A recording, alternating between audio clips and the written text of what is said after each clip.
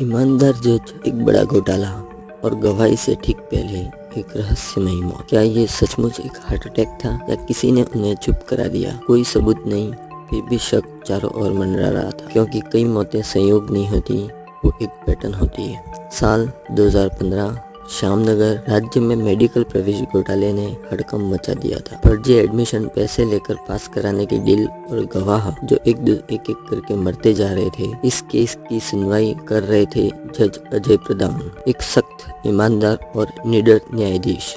उन्होंने साफ कह दिया था, सच किसी भी कीमत पर बाहर आएगा। शायद यही उनकी जिंदगी की आखिरी सजा बन गया। 29 नवंबर रात 9 बजे जज अजय प्रधान अपने 2 साथियों के साथ एक शादी में गए थे। हंसी मजाक, हल्की बातचीत, लेकिन रात 4 बजे अचानक उन्हें छाती में तेज दर्द हुआ। साथी जज उन्हें अस्पताल ले गए और वहां उन्हें मृत घोषित कर दिया गया, लेकिन डॉक्टरों की बॉडी लैंग्वेज असहज थी, जैसे उन्हें कोई बात छिपानी हो। खबर जैसे ही घर पहुंची, परिवार में मातम पसर गया, लेकिन दुख से ज्यादा उन्हें था शक, क्योंकि जज प्रधान बिल्कुल स्वस्थ थे, रोज योग करते थे, कोई बीमारी नहीं थी। शव पर गहरे निशान थे, सिर के पीछे चोट और एक आंख सूजी हुई। पोस्टमार्टम बिना पारिवारिक अनुमति के हुआ। पत्नी ने कहा, ये मेरे पति का चेहरा नहीं है, ये तो साजिश का चेहरा है। उनकी बेटी चीख रही थी, पापा कभी यूं नहीं जा सकते थे। मेडिकल रिपोर्ट में अनगिनत खामियां थीं।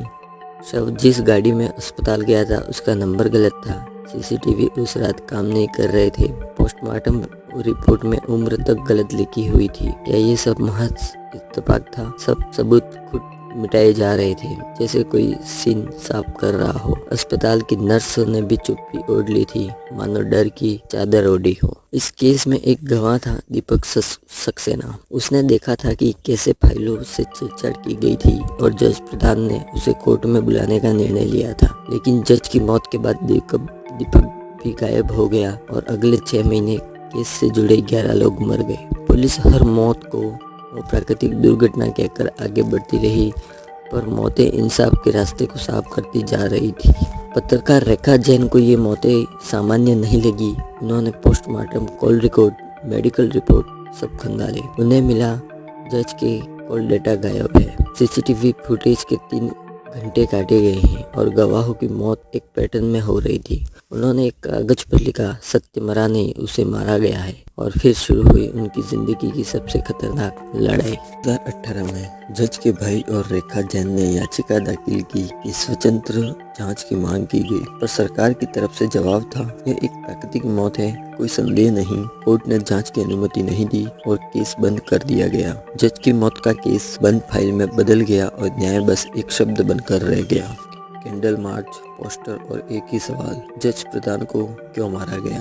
पर जवाब कोई नहीं आया। कई चेहरों पर सिर्फ खामोशी थी, लेकिन आंखों में सवाल थे। शायद हम सब उसी दिन थोड़ा सा और असुरक्षित हो गए थे। क्या ये सब एक संयोग था या बहुत गहरी साजिश? या कोई नहीं चाहता था कि सच बाहर आए? और अगर एक न्यायाधीश सुरक्षित नहीं, तो आम आदमी की क्या बिसात? इंसाफ अधूरा रहा और एक गवाही हमेशा के लिए चुप हो गई। इतिहास गवाह है, जब न्याय डरने लगता है तब अंधेरा स्थायी हो जाता है। यह कहानी सच्चाई के उस हिस्से की है जो कभी न्याय नहीं पा सका। क्या आप सोचते हैं, क्या यह एक हादसा था या सुनियोजित हत्या? अपनी राय नीचे कमेंट में करें और वीडियो को शेयर करें, ताकि यह आवाज कहीं गुम न हो जाए। हो सकता है आपके एक शेयर से कोई नींद से जाग जाए और अधूरी गवाही को एक नई शुरुआत मिल जाए। धन्यवाद।